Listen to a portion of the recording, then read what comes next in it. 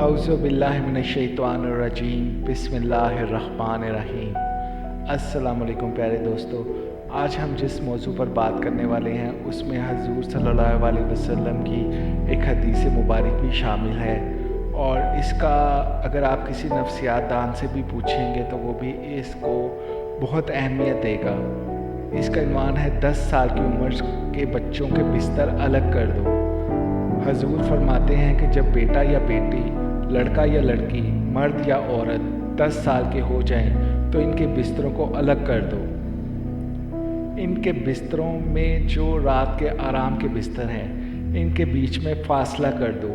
سگی بہن کے ساتھ نہیں سو سکتی، ان کے درمیان فاصلہ کر دو۔ درمیان میں تکیہ رکھ دو یا کوئی اور چیز رکھ دو۔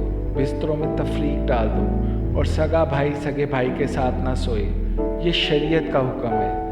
جن لوگوں کو نفسیات کا تجربہ ہے ان سے پوچھو کہ اس میں کتنا راز ہے، شریعت کے اس حکم میں کیا شفقت اور رحمت ہے۔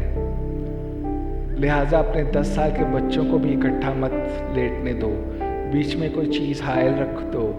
ایسے ہی اپنی سگی بیٹیوں کو بھی جب 10 سال کی ہو جائیں تو ان کے بستر الگ کر دو۔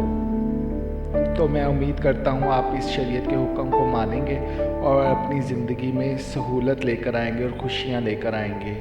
یقیناً اگر حضور صلی اللہ علیہ وسلم نے یہ فرمایا ہے تو یقیناً اس کے پیچھے ایک بہت بڑا راز پوشیدہ ہے۔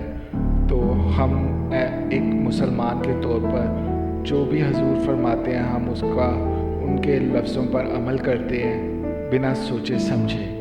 تو میں امید کرتا ہوں آپ اس پر عمل کریں گے، اور باقی اللہ تعالیٰ کی ذات ہے وہ آپ کو اس کا اجر دے گی، اور جس چیز کے لیے یہ فرمایا گیا ہے اس میں آپ کی حفاظت فرمائے گی۔ آمین یا رب العالمین۔